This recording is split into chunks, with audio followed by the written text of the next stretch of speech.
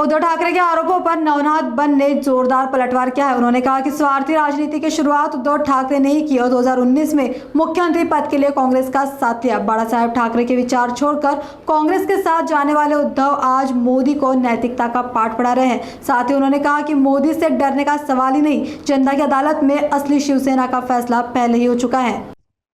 उद्धवजी ठाकरे, महाराष्ट्राच्या राजकारणामध्ये मतलबी वाऱ्याची सुरुवात तुम्ही केली. भारतीय जनता पार्टीसोबत युती केली आणि 2019 साली फक्त मुख्यमंत्री पदासाठी मतलबी वारे वाहून घेतले आणि काँग्रेसच्या मांडीला मांडी लावून बसलात. बाळासाहेब ठाकरे यांचे विचार देखील तुम्ही सोडून दिले. त्यामुळे खरे मतलबी तुम्ही आहात. तुम्ही तुमच्या आमदारांना भेटत नाहीत, तुम्ही तुमच्या खासदारांना भेटत नाहीत. मातोश्रीचे दरवाजे तुम्ही बंद करून टाकले आणि आता खासदार पंतप्रधान नरेंद्र मोदीजींना भेटतायत तर तुमच्या पोटामध्ये दुखतंय. या देशाचे पंतप्रधान नरेंद्र मोदीजी आहेत. भिवू नको, मी तुमच्या पाठीशी आहे, हे 140 कोटी जनतेनं पंतप्रधान नरेंद्र मोदीजींना सांगितलंय. त्यामुळं मोदीजी कुणालाही घाबरत नाहीत. तुम्ही मातोश्रीचे दरवाजे बंद केलेत तर पंतप्रधान नरेंद्र मोदीजींचे दरवाजे खासदारांसाठी सदैव उघडे आहेत.